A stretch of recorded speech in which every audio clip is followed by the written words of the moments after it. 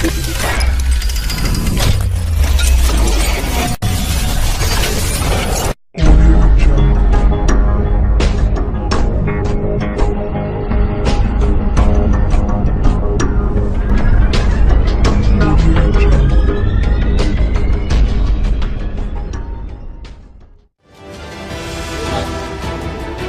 শিক্ষাৰ সাৰ্বজনীকৰণৰ উদ্দেশ্যে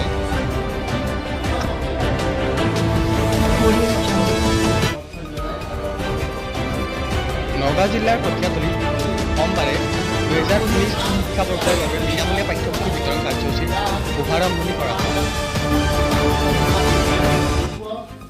শিক্ষা খণ্ডটিৰ শিক্ষা বিষয়া ইউনুৰ আলীৰ সভাপতিত্বত অনুষ্ঠিত হোৱা সভাত শিক্ষা বিভাগৰ কৰ্মচাৰীৰ লগতে কেইবাজনো সাংবাদিক উপস্থিত থাকে।